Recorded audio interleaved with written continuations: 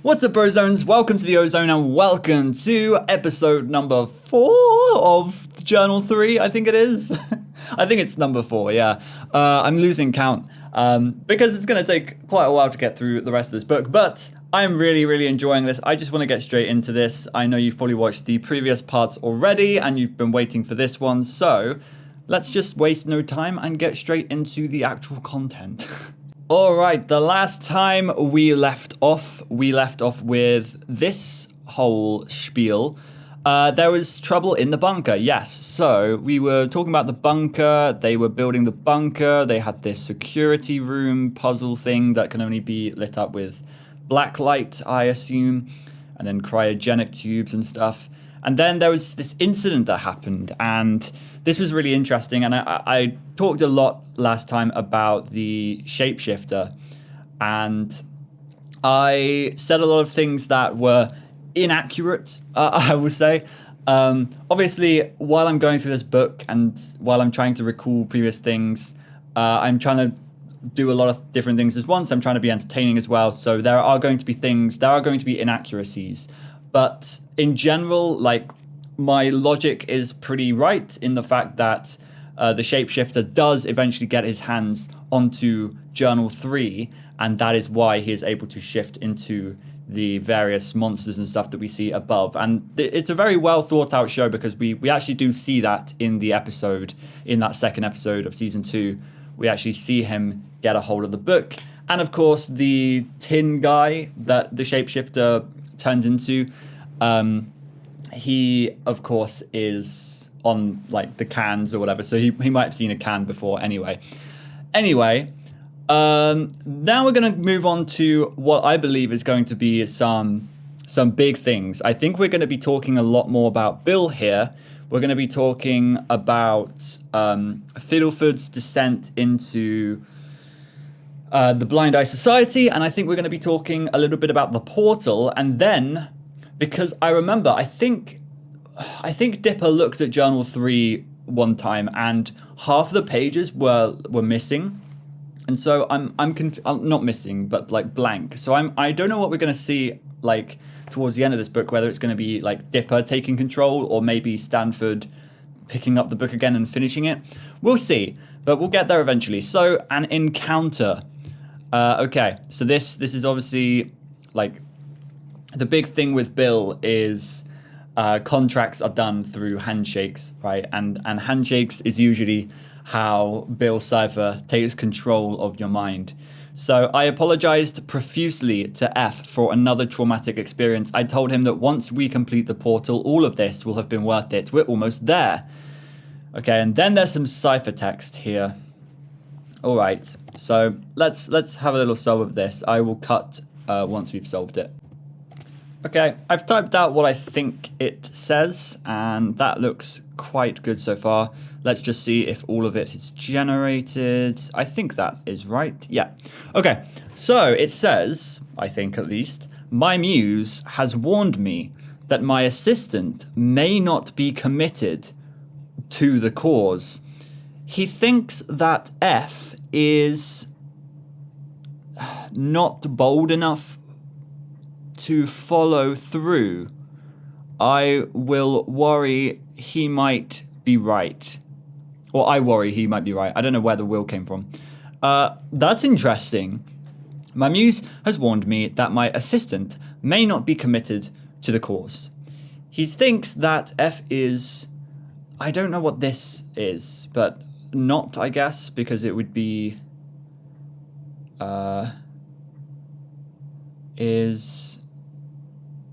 Yeah, I don't know. That's an interesting one.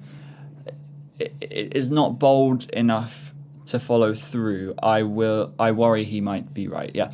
Okay, so that's quite interesting, and I guess it's like the gaslighting element, right? And even that's very strange that, you know, Stanford and Fiddleford were besties or whatever back in the day, and then they've got back together and they're happy, but then his muse, Bill Cipher, his inspiration, has overtaken that, almost like he trusts Bill more than he trusts Fiddleford. So the question really is, like, why does he trust Bill Cipher so much? Why does he call him his muse?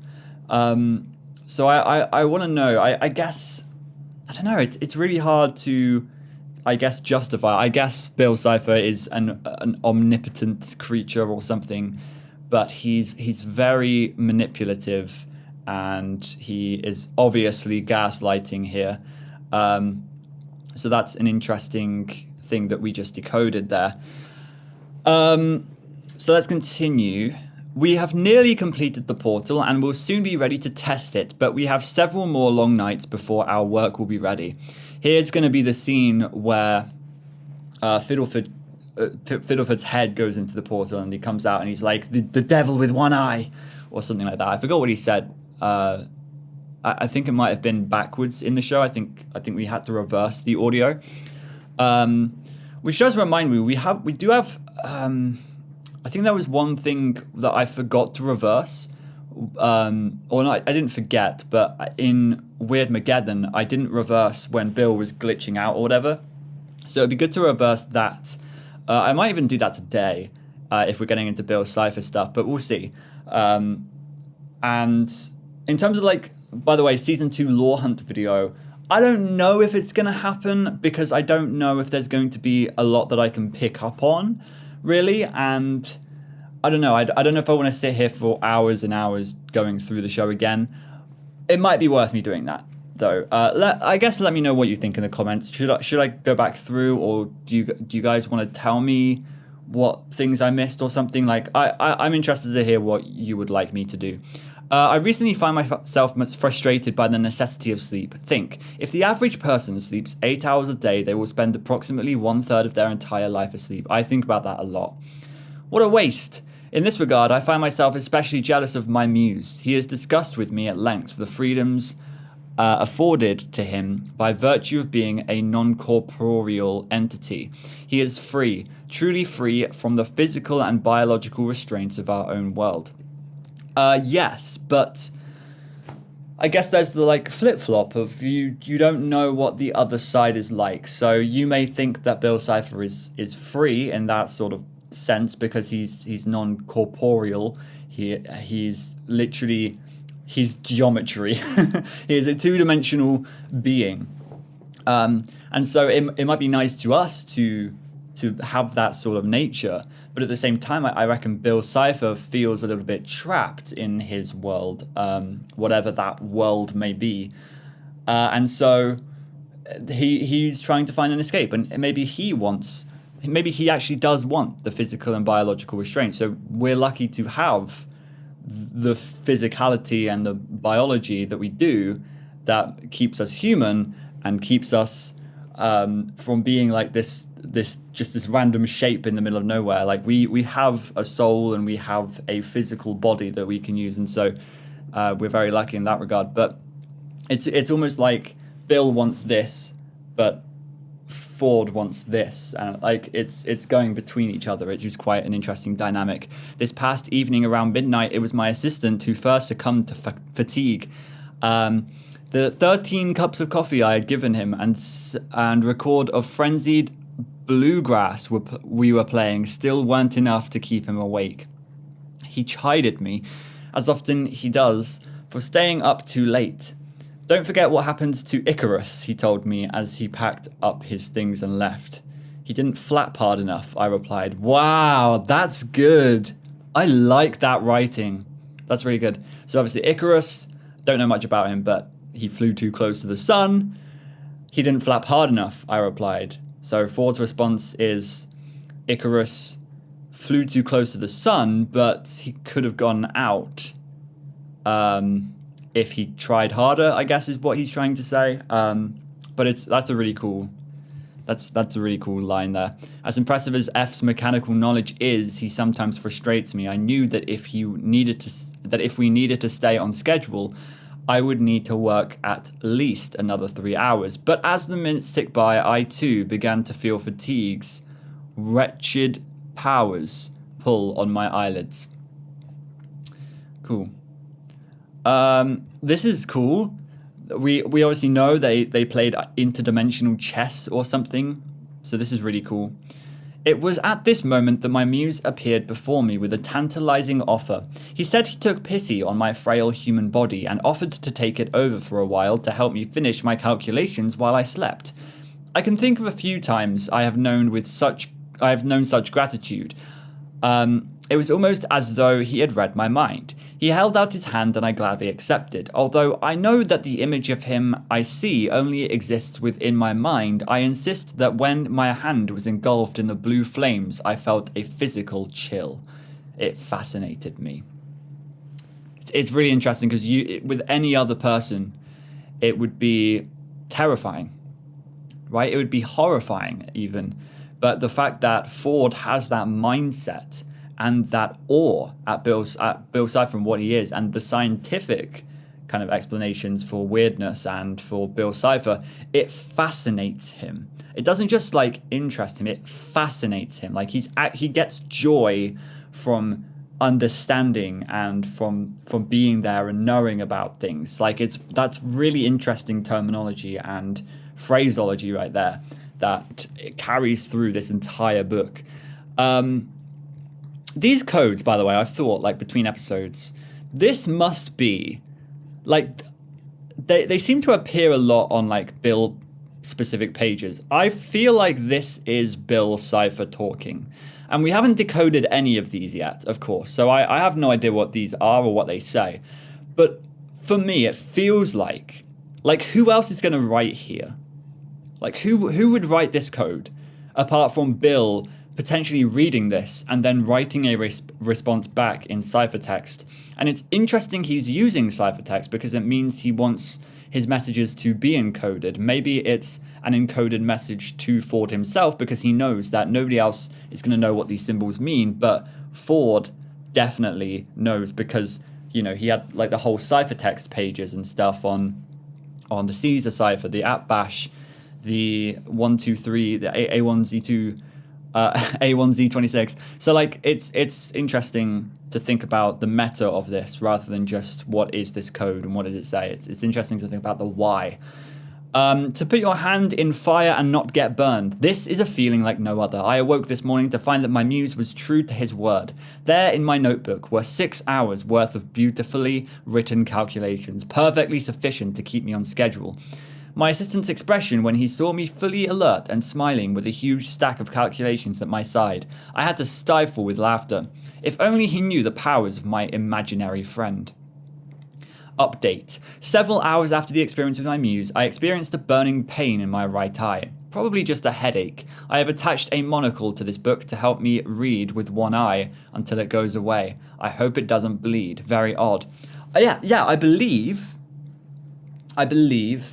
there was a monocle attached to Journal 3 when you bought it, or at least like there was a special edition of Journal 3 which looked exactly like the cover in the show, and there was a monocle attached, and that's really interesting.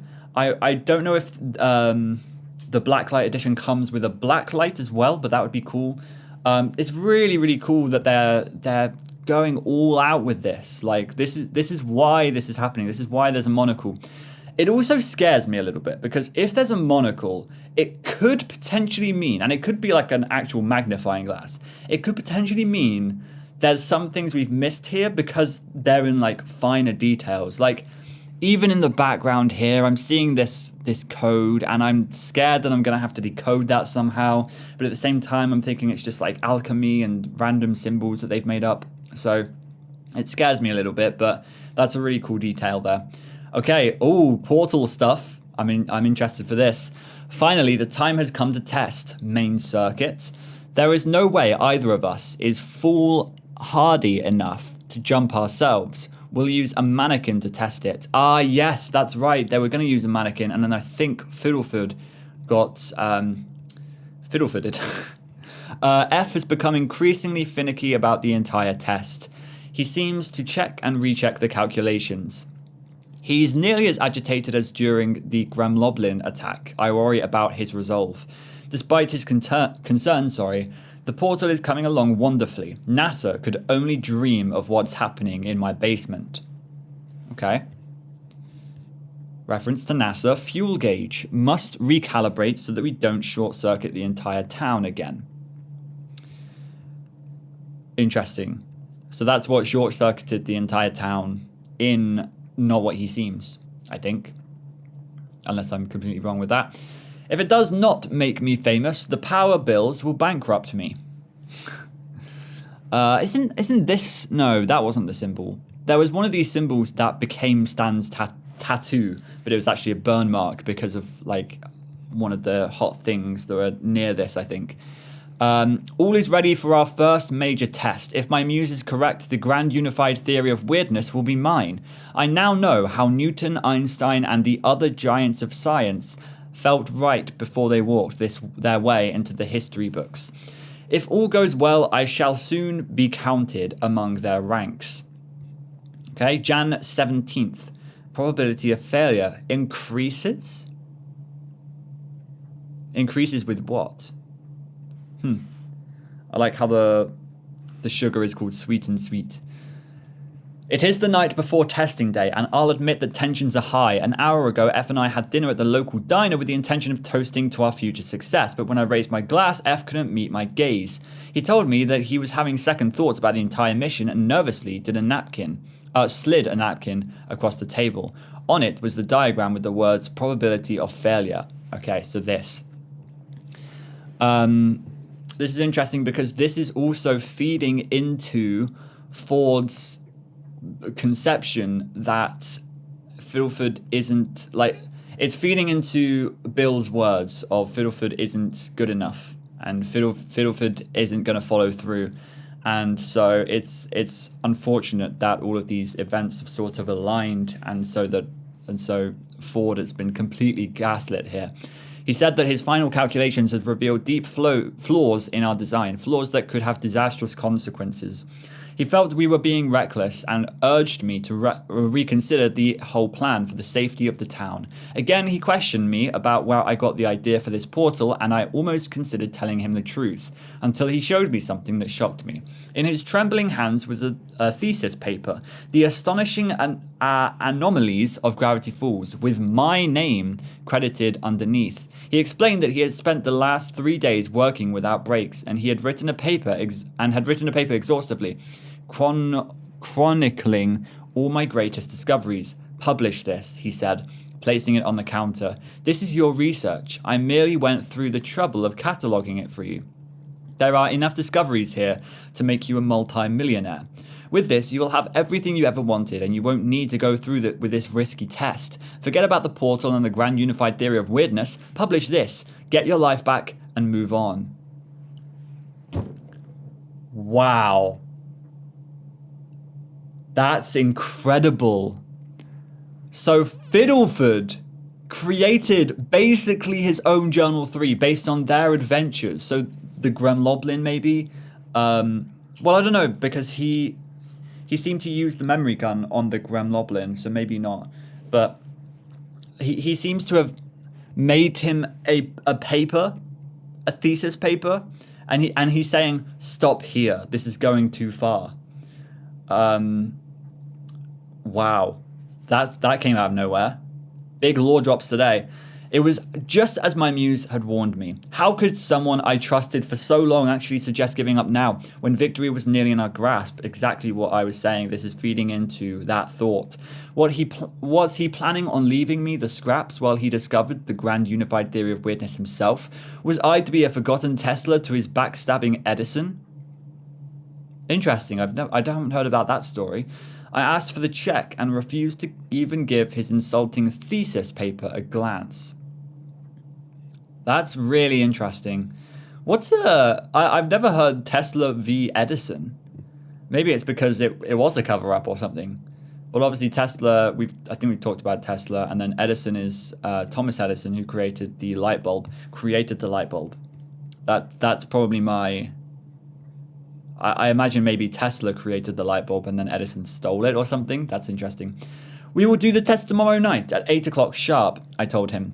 Be there or get left behind. The choice is yours. I walked home in the murky twilight and felt something in my pocket. It was the ring that the palm reader had given me at the carnival. It was black. I toss the ring into the lake. Superstitions are for the weak. I am a scientist, and after tomorrow, I'll be a great one. Wow. Okay. Okay. We have a 618 here. Oh, wait. These are... Oh, my gosh. Are these all things that I can decode? Oh, no. Oh, no, no, no. I think we decoded this in the show because that was shown quite a few times. I remember this page being shown quite a few times. I just saw the word no, so it seems like we're going to be getting into some crazy things. Okay. So let's decode some of this because why not? So I'm going to take a screenshot of this, and they're probably Caesar ciphers, as they always are. Okay. So let's get rid of this, put this down. It's quite a small screenshot, but it will do. Okay. So let's do this 6181 first. 618, yeah. I was confused because I said 6181. FDOLEUDWH. I'm getting a lot faster and better at these, and I'm seeing WKH a lot, which is the, I think. That would make sense. RVFLOODWRU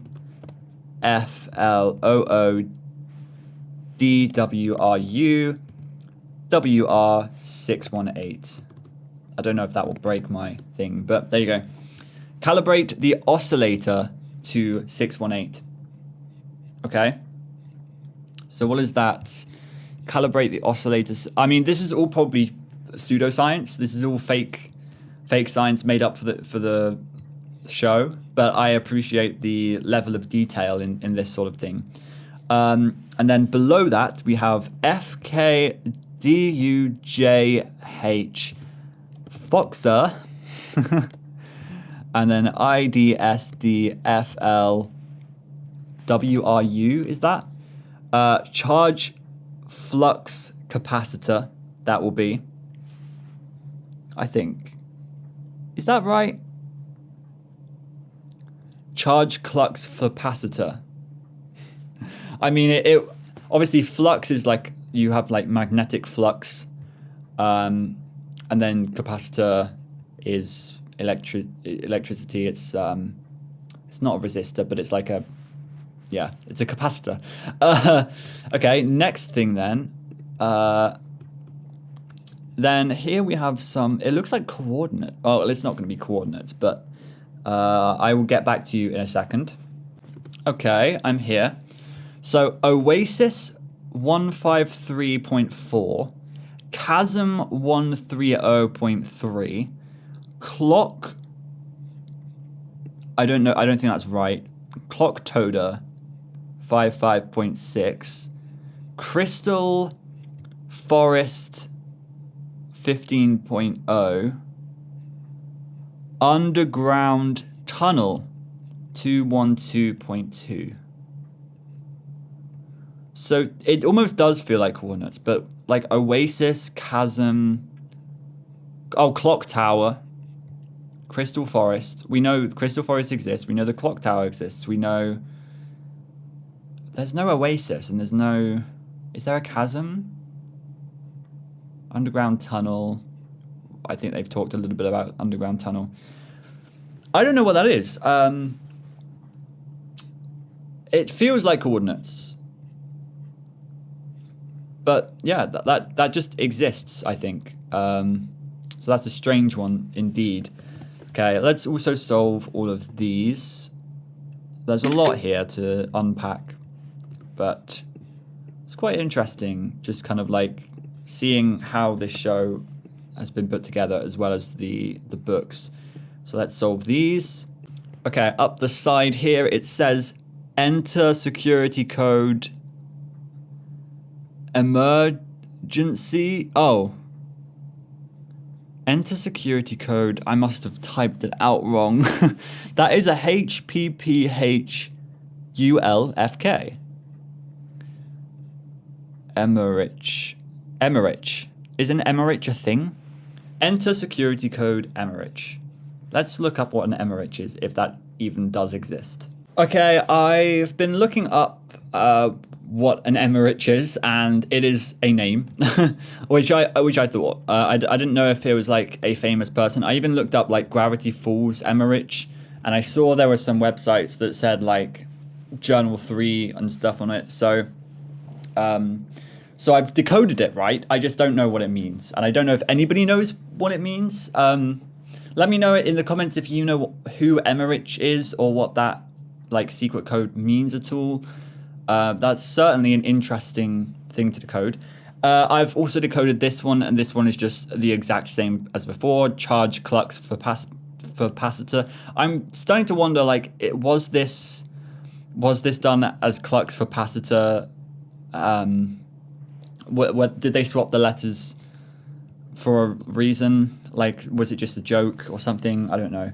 But anyway, we have this one on the side here, and really it shouldn't take me that long. L, K, L, V, W, O, H, L, G, L, R, U, O, G, 1, U, R, L, D, U, S, W, R, L, R, U, O, G, 2, 3, R, U, 4. Okay. So we have access. Oh my god, are all of these T? Wait, what is going on? Maybe this is an I instead of an L. No? What? What is going on? It just seems like all of this... What? Okay, I don't know why every time I decode I get a ton of letters wrong, but there you go. Access thistle, I guess. I don't understand what's going on. In or id what? World 1 or warp to world 2 or 3 or warp to world 2, 3 or 4. Access whistle. Yeah, I don't know what's going on. I don't know what any of that means. I'm so sorry to not understand, but that is the one I'm most confused about so far. This page is a little bit like, what's going on? But I think I did most of that right. I could be completely wrong, but I think most of it's right at least. And then we've got one final one here. I'm just going to check that we haven't done it before. Okay. We definitely have a the to start with. So let's decode this. WKH RUGHURI. That is all definitely correct so far. PDUNHU. Like, again, that's perfect. VZLWFK HVLVRGSDJH158.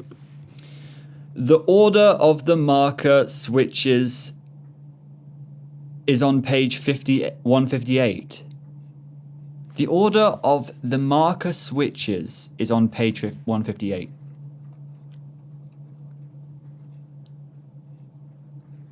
I don't understand. The order of the marker switches. Oh, as in like he started out in black marker and then he made later additions in red or something. Page 158. Should we go to 158? No. Well, I guess we can go to 158 maybe. Is this going to be spoilers? That is definitely spoilers. Okay, let's not do that. We'll keep that in mind, I guess, if we see like a marker switch or something. I don't know. I don't know what that means. Okay, so very strange codes here. Like a lot of weird stuff going on. We've got some clux for capacitors. We've got freaking I forgot the name. I don't know. Anyway, let's continue. This is going to be some interesting stuff because it seems like the thingy has failed. No! Curse the world, curse this town, curse the fate that brought me here. My hands are trembling as I write this, and I must pause to wipe the sweat from my brow. The portal test was a disaster. In F's fatigue, he accidentally left the rope wrapped around his wrist, and once the dummy was released, F's entire body was pulled into the portal along with it. Yes, so we saw this in the show. It was actually tied to his wrist. I didn't actually notice that, though. I thought it was just like he got affected by the gravity of it or something and just didn't realize it would be so powerful. Luckily, I was able to grab hold of the rope and pull him back into our dimension unharmed. I knew that despite the accident, F had experienced a remarkable opportunity to confirm or deny our theory. But F would tell me nothing of what he witnessed on the other side of the portal. He was so frightened and angry over the whole ordeal that he spouted out some nonsense about the apocalypse. And in a huff, he quit the project. After everything we've done together, he had the nerve to grow cold feet now? After he had succeeded in being the first man to enter a parallel dimension, he took this gift and threw it away. Imagine if Neil Armstrong's first words on the moon were, "I quit." Well, good riddance, F, you weak-willed hayseed. Go back to your doting family and a life of fear and compromise. I weep now, not for our failed partnership, but for the golden opportunity thrown away. To think I considered him a friend. I know my true friend. It is my muse. I will speak with him tonight. I will seek his counsel. Wow. How selfish. How freaking selfish. Things just got really interesting, actually. Obviously, we know a lot about what happened in that scene. And we know that that is the beginning of Fiddleford's whole descent into, who he is in the show. AKA the Blind Eye Society happens and Fiddleford becomes nothing. Like he loses everything in his life, and it's so sad to see that. And it's even sadder knowing this additional context, and it's really cool to see this. Good riddance. It's crazy. It's crazy. His mindset in this is admirable in some senses and awful in others. Like, this is ridiculous. Okay, so we know that Ford was mad at Fiddleford, and I remember when they met again in like Bill's pyramid thing or whatever in Weird Mageddon. They met again, and he was like, "Fiddleford, you're okay," or something like that, and I think he said sorry potentially right there. I don't remember if he did, but it was really interesting seeing that interaction. Something is not right. I am used to hearing the muse's voice in my head on occasion, but now suddenly I hear whispers, the murmuring voices of beasts, the echoing howls of lost souls. This is not right at all. It is almost as though my muse is contacting others, ghouls learned from another world. The more I listen, the more I am convinced it is not my imagination. My head throbs, my right eye burns. I heard my muse say something. The door is open. What have I done? Oh, oh no, oh no. So Stanford has opened up the doorway for Bill. Quite literally, he has opened the portal and something now is not right. That's crazy. So initially he was, well, I guess he's still angry at Fiddleford for quitting right as they opened the portal and it started to work. But at the same time, he has regret because he should have listened to Fiddleford this entire time, and he should have listened to the ring. He should have listened to the freaking ring. Oh, what? Okay, so interesting. And then there's some ciphertext here that we'll solve later. Although that doesn't look like the same font as before, so maybe this is Fiddleford's ciphertext that we've been solving in the show. Maybe it'll be that cipher. But either way, we're going to go through all the ciphers and stuff on a second read. And by second read, I just mean we'll go through each page and see if there's a cipher to decode and decode it. That will be in a later episode. My muse was a monster. I was a puppet. Oh my gosh, this is so cool. Again, we'll solve these later, but wow. Wow, F was right. These pages are awesome. Wow. And then here's the Bill cipher page that we saw in Dreamscaperers. We saw this in Dreamscaperers. Caesar crossed out at bash A1Z26. Bill cipher. There he is in all his glory. Bill has proven to himself to be one of the friendliest and most trustworthy individuals that I've ever encountered in my life. What a guy. I honestly couldn't trust him more. Not evil in any way. Bill is a true gentleman. Bill can't be trusted. Okay, cool. So here again, we're seeing the change in marker. So I think that probably is going to be what it is about. Is like he originally wrote in black text, but then later on when he realized some things were up and he got a little bit more angry at things, he started writing in red marker. So that's quite interesting. I'm interested to hear why there's like blood here and stuff. Like that's something we haven't pointed out here is like a lot of these are literally just like old pieces of paper and stuff. But this has blood all over it. And it's, unless it's red ink, like there's no way, right? Here again, we've seen, oh my God, we've seen this page again, but morale, reflectives, the ladies, domestic. I must now reveal the name of my muse. Beware Bill, the most powerful and dangerous creature I've ever encountered. This nightmare in disguise will seduce you with never-ending flattery until he gets what he wants. And what he wants is the destruction of this reality. Yeah, I guess now I'm a bit confused because he was writing in black text here, and then this seems to be the same font and stuff, but it is still in black text, and I don't know about like the timeline order of this book, but it's clear this was after at least. Okay. Cool. Do not summon at all costs. Whatever you do, never let him into your mind. There is no telling what damage Bill might do. How many of my thoughts have been manipulated, dreams corrupted? My right eye is so sore it bleeds on the page. The cost of letting him possess me. Has he possessed others? According to my research, his deceit can be detected. It is possible to follow the demon into a person's mind and prevent his chaos. Don't know what this is doing here. What?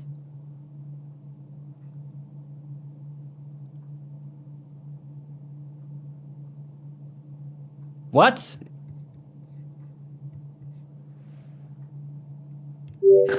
Okay, maybe... What? I don't know what this is. There's not actually text here, is there? Like, there's not actually number. Okay. I was a bit concerned there that there was, like, a cipher here that I was spoiled on. But I think the PDF tool is just giving me nonsense. Okay. Or maybe it's these numbers. Is it those numbers at the top? 1098211543. Yeah, no. Yeah, I don't know what that's about. And why has it got username Jabber? I am so confused what that is. Either way, that is probably nothing to do with the book. Cool. In order to see who has been possessed recently, one must simply recite this incantation. Was this...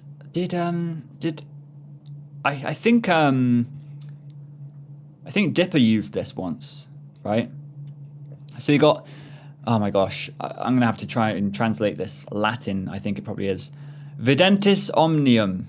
So omni is all. Videntis? I have no idea. Videntis? Yeah, I don't know. Magister mentium. Magnesium ad hominium. So magnesium is an element of the periodic table. It is a metal. Mg. Magnum opus. So you would have like the magnum opus of films or something. Like that's a common thing that you will see in like a YouTube video, like a YouTube video essay.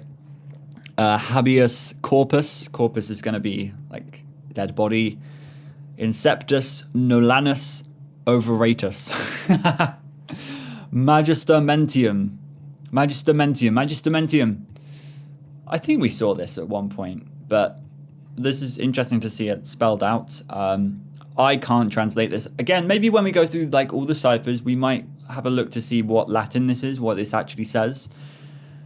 But I think it's mostly bogus. Far more important is to prevent him from entering my mind again. I realize that the only way to do this is to try to sleep as little as possible. Any moment I close my eyes, he may try to control me again. I may need to resort to drastic measures to stay awake. Yes, he only appears in your dreams, right? Temporary solution. This is giving me Mr. Bean vibes. Mr. Bean on a holiday, if you've seen that. I'll be damned if I let that demon deceive me again. The portal was never meant for my research at all. I was tricked into creating a doorway to his nightmare dimension to let him into our world. I must shut down the portal at once and come up with a plan to destroy Bill altogether. F is nowhere to be found, so I must redouble my research to discover Bill's weakness. I pray that I can prevent the darkness that F saw coming. If only I had listened to him when I had the chance. Yeah. Now he feels the regret. Okay. Everything I see only feeds my growing paranoia. After several weeks researching Bill, I went to town for food, only to find this. Mysterious symbol everywhere. The Blind Eye Society. There it is again. So he's seen a hooded figure like this. Interesting. 2 nights later, I glimpsed a group of hooded figures. They ran away from me, yelling, "It is unseen." As I pursued them, I responded, "No, it isn't. You creeps. I can see you just fine." Then they threw some trash cans in my way and vanished. Why can't I shake the idea that this new cult is somehow connected to me and my work? Can it be merely a coincidence that my own project has reached this critical juncture at the same time this group has shown itself? The symbols are so familiar. Yeah, so it's really interesting how quickly this happens. I imagine because obviously the memory gun was created a lot earlier through these pages. It seems like Fiddleford, after the Gremloblin incident, had started using the memory gun, and maybe even as they kept on adventuring and stuff and started building the portal, maybe he even used it again and again. And then when the portal thing happened, he must have, used it a little bit too much, and then started the Society of the Blind Eye, where there are things in Gravity Falls that you will see, and it's clearly a hotspot for mystical creatures and stuff like that. And so he started the Blind Eye Society to forget, to unsee what has been seen. So really, really cool stuff. I was just thinking on the before, I was going to mention when he said about his right eye. I don't know, but he said something about his right eye, and I noticed that Stan Lee, his whole costume where he's like working at the Mystery Shack, he has like the staff, he has the hat, and he has an eye patch, I think he has an eye patch, and I wonder if that is related at all to, like, if it was that what Stanford wore? Like the eye patch is something that I haven't questioned. It gave me like pirate vibes, of course, back in when I was watching the show, and that's quite funny actually because Stan Lee is quite piratey, I would say, in nature, but maybe it has come from Stanford and what he left behind because of his right eye injury, I guess. So that's interesting. I will shut down the portal at once and come up with a plan to destroy Bill altogether. F is nowhere to be found, so I must redouble my research to discover Bill's weakness. Sorry, I've read all this. They vanished. Why can I shake the idea this new cult is somehow connected to me and my work? Sorry, I completely just forgot where we were. The blind eye. What does it mean? Can't be unseen. This is cool. We saw this in the show. Are they trying to stop him? Or are they trying to stop me from stopping him? That doesn't make any sense. I cannot keep going like this without some sort of rest. I can barely think straight. Okay, just a blank page. What does that signify? And is there anything here? No. No, there isn't. Okay, the folly of recording. The folly of recording my dangerous knowledge in book form, where it can be seen by anyone, is more clear to me than ever. Despite using coded language and splitting my portal instructions among 3 volumes, I can't shake the feeling that the wrong person will need this work. It seems to me that I need another, even more secretive way to record my thoughts, something visible yet invisible, something I learned about in chemistry class back in college. Ways to hide. Even in the blackness, light can be found. My enemy can be automated. Let's hope. Maybe this is what they were talking about with the marker, although I guess that doesn't make much sense. But I think this is probably blacklight, right? I think they're talking about blacklight, so extra additions were made earlier on in the book in blacklight, and that was the way to hide. And that is what he was talking about with like chemistry and stuff, because that's the I guess like electromagnetic waves and different frequencies of light. Only certain frequencies are able to, I don't know what I'm saying, but like that's how blacklight works, is with like ultraviolet light, I think it is. I should stop talking because I don't really know where this is going. Staying awake confounds me. To calm myself, I retreated to the only sanctuary I have known over the past couple of weeks, the Triple Digits truck stop out on Route 14. I don't know if we ever saw this, but we've seen this lumberjack statue or whatever. We've seen him in the intro of every single episode, and of course in the Weird Mageddon episodes he came alive.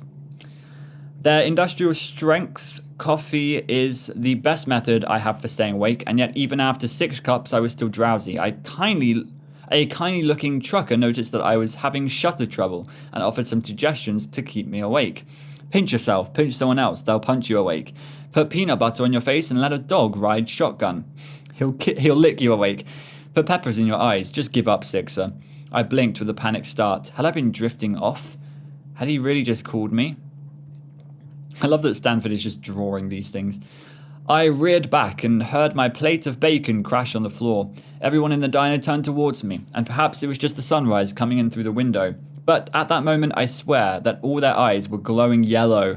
I screamed, "Get out of my mind, Cypher!" and ran towards home, as fast as my weak legs could carry me. No one in this town can be trusted. He has eyes everywhere, and they are watching my every move.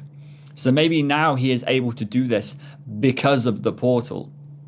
Or no, I guess he's just still in Stanford's mind, or whatever. I collapsed by the parking lot of the twin-bed motel. I stared at the word twin as I tried to catch my breath, and I realized that there was only one person left in this world that I could possibly trust with my secrets. I began forming a plan. Hiding places. The time for half measures is over. If I am going to continue my work, then my enemy must be confronted and defeated forever. I must begin a several-day journey to the accursed caves that brought him into my life. If there is a way to destroy him, I will find it I will find it there. So Journal 2 is here, near Gravity Falls Elementary. And Journal 1 is by a river, maybe?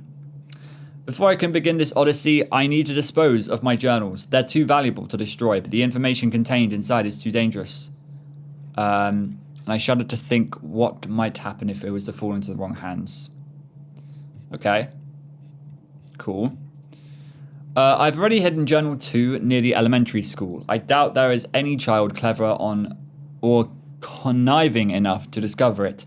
I have another place in the woods picked out for this volume, but I've had a devil of a time figuring out where to hide Journal 1. I realized that it should be taken as far away from Gravity Falls as possible. Ideally, I would take it myself, but I need to make this trip to the caves. The first snow has already fallen, and the journal will only get more treacherous the longer I delay. My former assistant refuses to speak to me, so I cannot enlist his help. Ironically, the only other person left that I can trust is the least trustworthy person I know. He is a thief and a charlatan, but a well-travelled one. I have no doubt that he is familiar with mob hangouts and back alleys the wide world over. He will find somewhere to hide Journal 1. I have sent word to him, and now must await his arrival. Perhaps he can yet prove his worth to me. Perhaps the mistakes of the past can be undone. There's nothing I can do now but wait. That's right, because I forgot what actually happened in that episode where we saw the fallout, like we saw Stan Lee come to Stanford's, aka the Mystery Shack, and we saw there was some debate with the book or something, and Stan Lee said he was going to burn the book, I think, and Stanford said, no, why did I trust you, or something. But this is obviously how Stanley got his hands on Journal 1. Somehow, it's really interesting that Journal 2 was hidden, but it says Journal 1 is here. Is this where the mystery check is located? I don't know, I'm confused by that. It's interesting that Journal 2 is by the elementary school, and who has Journal 2? Gideon. So, strange. Strange that he's digging around by the school. Although I guess he is a child, right? Yeah, that made sense. That makes sense. So he says, Journal 2 is hidden near the elementary school. I doubt there is a child clever or conniving enough to discover it. Little do you know, Gideon exists, right? Okay. Interesting. Oh, this is the machine. The, oh my gosh, perpetual motion machine. Motion, obviously, something that is moving in perpetuity that does not exist because of, I guess, air resistance and damping. I think it is. I think it's just damping, which slowly kind of stops forces from being perpetual. So perpetual motion doesn't exist in our real world, but in this fantasy world, Stanford obviously created the perpetual motion machine in elementary school. Or, I don't know, just a school. I fell asleep on my cot, only to realize, sitting at my desk, staring at the strange symbols inscribed below. They make no sense sideways either. He is taking advantage while I sleep. Please, no. Oh, so interesting. This is picking out. This is picking out the numbers from here. Okay, weird. Please, no. This reminds me of like a lens. Oh, I think it is that actually, like focal point. Although this triangle, it's annoying me. It's annoying me. Unfortunately, my suspicions have been confirmed. I'm being watched. I must hide this book before he finds it. Remember, I'm Gravity Falls. Remember, in Gravity Falls, there is no one you can trust. Trust no one. We saw this in the first episode of the show. The odds that one of his agents, perhaps possessed, will access my research grow stronger. I fear my time is running out. So tired. When I close my eyes, I see this ominous patterns and symbols. When I open my eyes, they have been written in my journal.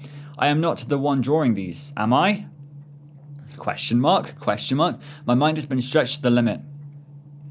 Oh, okay. This is how you decipher everything. Okay, fine. So like, for example, up here we have this 33, this backwards 33, and that is a 9. And so the 9th letter is H, I think. No, wait. A, B, C, D, E, F, G, H, I. It's I. So it's an I. Yeah, so that will be I. So it's a substitution cipher with this wheel being the substitutes for the letters. That's interesting. That's cool. Oh yeah, because we did see this wheel in the show and we were like, is this how you solve all the codes in the book? Technically it is, but I don't know if these numbers were here at the time in the show. So that's really cool. That's really cool. All right. He's trying to control me, trying to write in my journal during the few minutes I'm asleep. I have gambled with my future and perhaps humanity's failure as well. No more writing. The time has come to bury this tome. After that, all there is left to do is wait for S for Stanley, and save the world, or lose my life in the effort. Okay. So now we know a little bit about like the codes that we've been seeing. So the codes are solved with this. And the reason the codes are there is because Bill Cipher is taking control of Stanford's body and writing the codes in there. So it will be really interesting to decode these because I think they are all relating to Bill Cipher. That's really, really cool.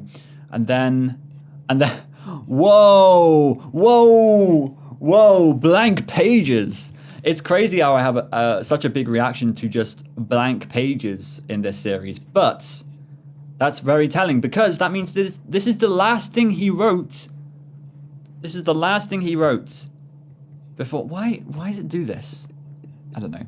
This is the last thing he wrote before. Obviously, he got sucked into the portal, and then 30 years passes, and then Dipper Pines. Dipper Pines. I knew that this would happen. So Dipper was actually journaling in Journal 3, but I don't know if we ever actually fully saw him journal like this. We saw him make changes, like on the gnome page it said weakness leaf blowers. But it's really interesting to see that Dipper is now taking control of this book. So yeah, 30 years have passed since this. It's interesting that, I guess it's just, yeah, never mind. I was going to say it's interesting that he's not writing on fresh paper, he's using the old paper, but it's a book. You can't replace the paper. Okay, so where do we go from here? This is interesting. Okay, so this has been a really cool episode so far. I've really been enjoying this part of the book. But it's cool that Dipper is now taking control and... Wow. Okay. Let's read a little bit of this, and then we might end the episode somewhere through here, because, of course, this is going to go into a whole new section. So, June 1st, and I assume this is June 1st, 2012. Greetings, salutations, what's up? Hey there. My name is Dipper Pines, and from now on, I'll be the one writing in this book. You're probably wondering how a normal kid like me wound up with one of the most amazing books of all time. Well, it wasn't on my summer reading list. The truth is, I fought 100 mummies to get it. I broke a vampire's neck and it took it from him. I pulled it out of the stomach of a dragon with my bare hands. I found it on total accident. And this is the way he found it, using the tree device here. Yes, I recall. At first, this old thing was covered in centipedes and dust and smelled worse than my grunkle Stan. More on him later. But once I blow-dried all the moths out, I began to look through this sucker, and I've been obsessed ever since. To be honest, no one in this town gets me. My weird, money-grubbing great-uncle just sees me as a cheap labor. My sister is going through a boy-crazy phase, and the shack employees, Wanda, Zeus, Wendy and Seuss, just gossip to each other all day. No one believes me. But from the moment I arrived, I felt like there is some conspiracy going on in this town. Whoever this author is, he's the only person who ever learnt about the truth about this place. I vow to follow in the previous author's footsteps, unravel the mysteries of this strange town, and answer the ultimate mystery. Who is the author? After Grunkle Stan's done making me hose off the Sasquatch, of course. But before I begin, maybe I should tell you a little about myself. That's really interesting to see. Like, obviously, we've compared Dipper, Pines, and Stanford. We've compared them before, and we've said, like, it's a big parallel in the show that they are pretty much the same person. But, of course, there are differences between them. For one, Dipper is just out here writing his own name. Like, crazy, right? I mean, he's journaling all of this, and he's journaling the strange things he's seeing, I assume, and he's journaling his journey to find who the author of the journal is. And so that's really interesting that there is obviously that big difference there between Dipper and Stanford. And I say that this book is going to take a turn. I mean quite literally, like, the way that this book is going to be written from now on is going to be very different to what we've seen previously. So that's going to be interesting. Your new author draws himself. Everyone in this series is so good at drawing. Your new author. Haven't slept much since I got to town. Mabel sings in her sleep, and this chilly attic bedroom creaks like a haunted ghost ship. Lucky hat. I've worn this since the 5th grade. I can't wash it. That would ruin the luck. So yeah, it's interesting. He's pointing to his star hat and saying it's his lucky hat, when of course in the first episode of this show, he switches out his hat for this hat, this lovely Pines hat. Trusty vest. I can fit pretty much anything in here. Plus, it makes me look like I have shoulders. Camera. Have one ready always. Don't want to miss a chance to catch something weird. Must have it at all times. That's a reference to the Gobblewonker episode. So now we are literally going to be going through the show. Like, I imagine he's going to talk a little bit about gnome. Well, maybe not talk about gnomes, but he's going to be talking about the Gobblewonker, I think, probably first. My birthmark. Okay. So that's the Dipper, the Big Dipper. Now, you guys were very insistent in the comments of me. Basically, I said some incorrect things last time about astrology. It's astrology, guys. It's all made up. But this is the Big Dipper. Yes, this is the Big Dipper. I just got mixed up because in the show, the episode where we find out about the Big Dipper birthmark. Actually, no, it's not even that episode. But there is an episode in the show called Little Dipper. So I researched, and there is a constellation called the Little Dipper. But that's not this. This is the Big Dipper. The Little Dipper is something else completely different. And then Ursa Major and Ursa Minor both include the Big Dipper. I don't know what's going on at this point. It's as I say, it's all made up. It's all rubbish. Name M. M. His name's not Dipper. What? Maybe Dipper is just a name, like a name, a nickname. Maybe everybody calls him Dipper, but his actual name is something else. Maybe that's interesting. Maybe we'll hear more about that. Age 12, but I'll be 13 by the end of the summer.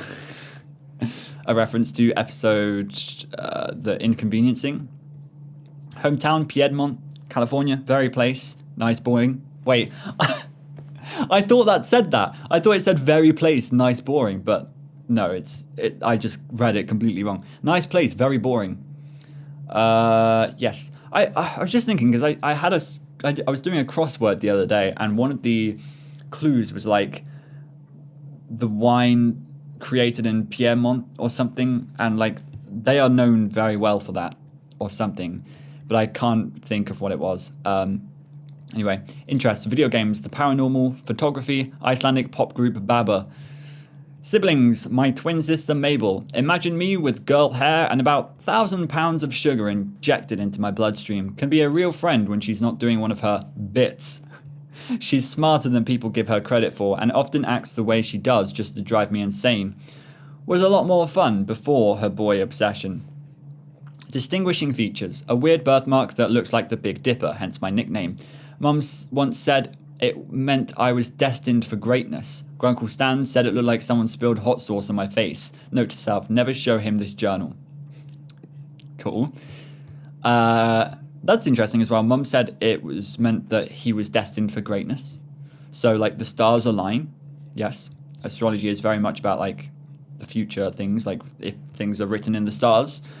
And it's funny because stars are written on his forehead. June 3rd. 2 days later. If you go on enough road trips, chances are you've seen a certain bumper sticker. What is the Mystery Shack? It refers to my great uncle Stan's cabin in the woods. He's transformed his house into a tourist trap filled with phony exhibits like the Six-Packalope and the Unicorps. Don't ask. None of that stuff is as weird as my sister's new boyfriend, though. He smells like roadkill and never blinks. I think I found my first mystery to investigate, and this book will be my guide. If this guy isn't a zombie, I'll eat my hat. Maybe he did eat his hat, because we didn't see his lucky hat again in the series after that episode. So, yeah. This is Norman, of course. Normal man. Update, he wasn't a zombie, and I can't eat my hat because it was already eaten by a gnome. Oh, is that what happened? I had to get a new hat at the shack.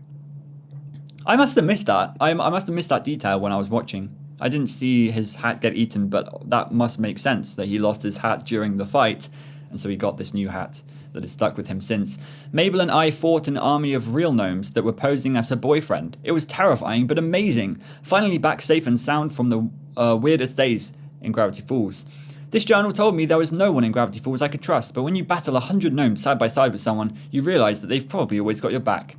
Grunkle Stan told us there was nothing strange about this town, but who knows what other secrets are waiting to be unlocked. This is Dipper Pines, 3-time Piedmont Middle School Spelling Bee finalist, signing off for the night. Nice little image there. Is that Schmebulok? I hope so. And here is the Gobblewonker. Old Man McGucket. Oh my god, this is really cool. This is really cool that we're seeing the progression through the show. Maybe I should be reading this while I watch the show again. That would be a cool experience. I've always dreamed of seeing the Loch Ness Monster in person, and this local legend was the next best thing. I didn't exactly get a photograph, long story.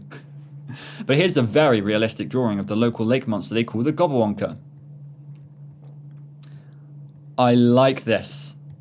He's pointed out that the Stanley Mobile is odd because does Dipper know him as Stanford? Is that it? Like, do they think that he is actually Stanford? Like, all the townspeople think he's Stanford, of course. So maybe, yeah, actually, maybe that's it. Maybe Dipper knows him as Stanford, and so he's called this out as odd because it's the Stan Lee Mobile. So, yeah. And we did point that out while watching the show. I think, at least. But I've known this as a thing, that obviously that's a big clue as to him being Stanley rather than Stanford. Big foreshadowing. Gobblewonker, mouthful, gobbling, long neck for wonking. That's funny. 2, makes a call that sounds exactly like a beaver with a chainsaw. Seriously. There we go. That's a reference to a part in the Gobblewonker episode. I love this. 3, these enormous flippers move so fast you'd think this creature had a motor. 4, that's because it does have a motor. It turned out to be fake. But still, we did catch it, and from inside it came the real catch of the day. A strange toothless hillbilly they call Old Man McGucket. So here we go. That's funny. Yeah, it's really ironic, right? The dramatic irony of all of this is like he's gonna write pages about his Grunkle Stan when his own brother, and like he even references it here, his own brother was the author of this journal, and he's writing about Old Man McGucket, who was F. Like, it's crazy. It's so crazy. It's funny irony. I really like the irony in this show. The cast on this arm has a strange hum coming from inside. He's a genius when it comes to robotics. Could he have a robotic forearm? Is he slowly turning himself into a robot? Totally wall-eyed, yet he always seems to be staring at me. Very uncomfortable. I swear that every time I look at him, the gold tooth has moved to a different part of his mouth. He never wears shoes. He calls them foot prisons. Not sure what the bandage on his beard is all about, but when I reach for it, he starts to growl like a small dog. There's definitely something suspicious about this dude, but I can't tell if he knows more than he lets on, or less than he lets on. I wonder if the author ever had to deal with strange locals like this guy. That's funny. It's probably a good time to say right now that I know about the Old Man McGucket hoax, which is really, really funny. I just realized I forgot to look at the backwards message. Let me know if I should do that next episode. But also, like, Old Man McGucket, I've seen a video about it, and it was like an image that was leaked by Alex Hirsch himself. And it was a fake hoax. Or fake hoax? It was a hoax on the leak. It was a hoax leak. It was a fake leak of him writing in the journal. And it looked really real, and I believe the entire community fell for it, and that was really smart of Alex to do, because it meant that the actual reveal was even bigger, and I really like that. I really feel like more shows should do that more often, and you should take a page from Alex Hirsch's book, quite literally. What?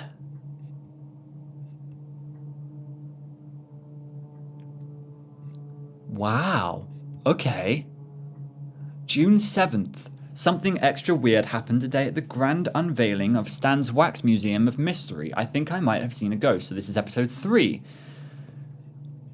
Why does it look like Blendin? Okay, Stan was telling some of his corny jokes and getting the standard audience reaction, dead silence, when I spotted a strange figure at the back of the crowd.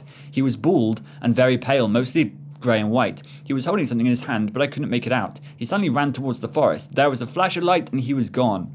I think he looked like this. Wow. So if you hadn't spotted Blendin in the first 3 episodes, this is like your subtle, like, beep beep. Your subtle push of like, he was here. He was in the back of the crowd. Go back to that episode and look in the back of the crowd. You'll see Blendin there picking up his meter stick thing. What's it called? What is it called? I forgot. What is it called? Sometimes I just can't remember what it is called, but I can't remember words in the English language. It's really weird that I forget things like that. Tape measure. It's a tape measure. There is a large section on ghosts in here that I need to read as soon as possible. I need to be prepared in case it appears again. Foreshadowing. Also, I'm 90% certain that Toby Determined is some sort of goblin. I will have to investigate. That's funny because we met Toby Determined in that episode and they thought that Toby Determined was the murderer. June 8th. Okay, this town just gets weirder and weirder. Now someone has decapitated a wax figure that may be made of Stan. Who would want to do that? A jealous local artist? An axe murderer with poor eyesight? Some cursed living wax figure? No. The idea of living wax figures is really dumb. I need to treat this like a real investigation. June 9th. We solved the case. It was a group of living wax figures. Oh, wow. That's funny there. Could have sworn I saw that ghost again. Don't tell me. Don't you dare tell me. Okay, we'll have a look in a second.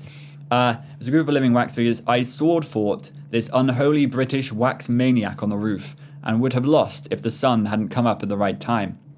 Also in the group were Wax Nixon, Wax Coolio, and some old wax man with suspenders who makes me shudder just to think about. I'm going to be sleeping with a fireplace poker under my bed from now on.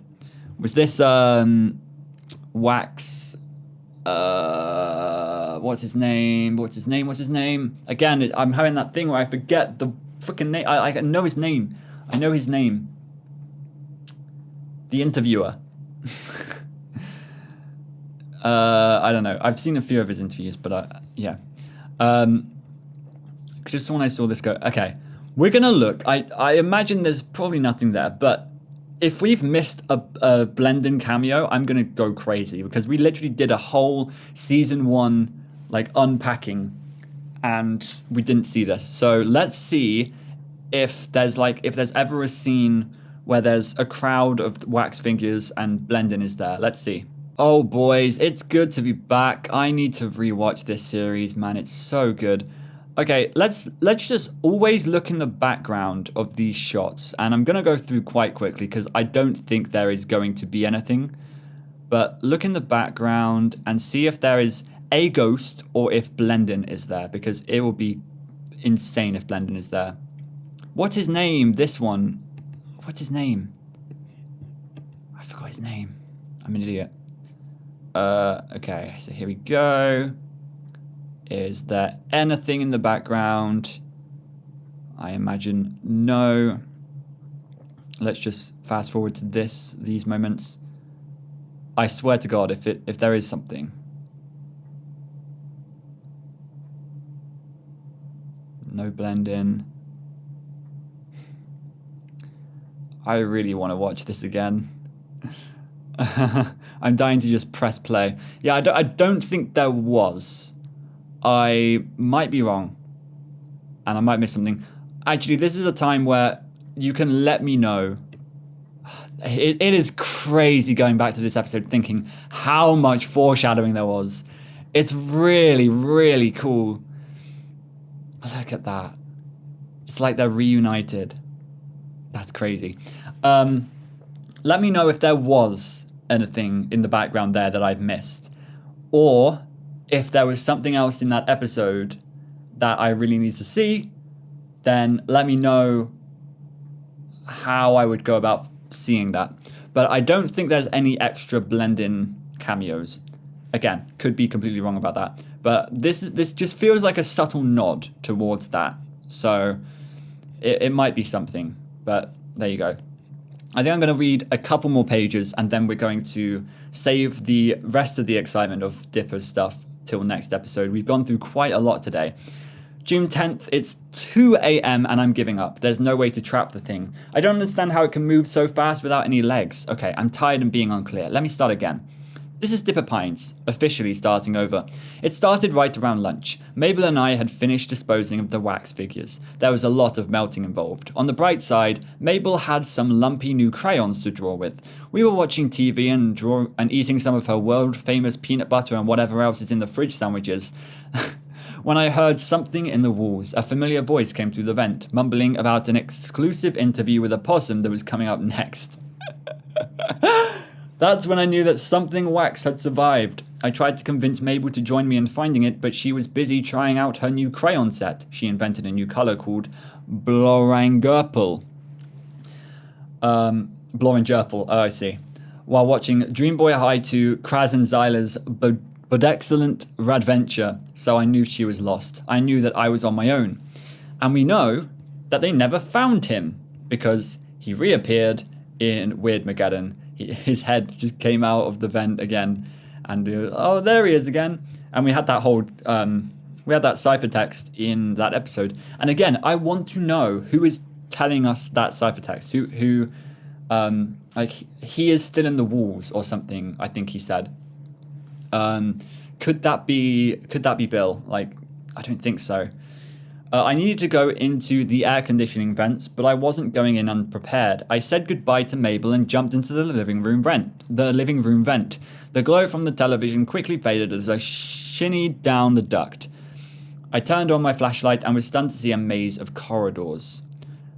So we've got the ventilation system of that. What is this? Why is there a thing here?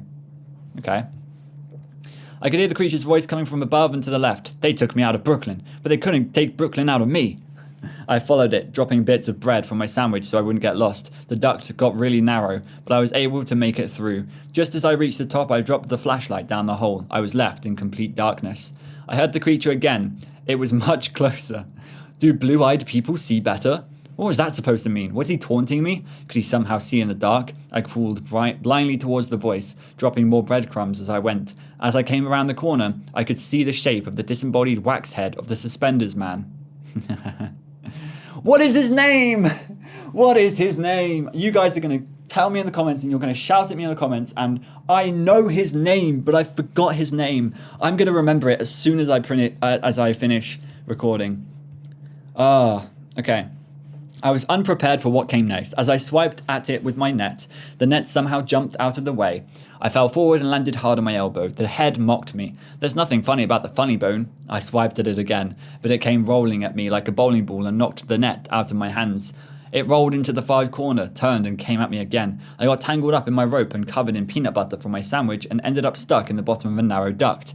From above me I heard, "Have a great week, everybody. Good night." And then the victorious head hopped away. It took me several hours to untangle myself and crawl back out into the living room. I'm going to sleep right here in Grunkle Stan's chair.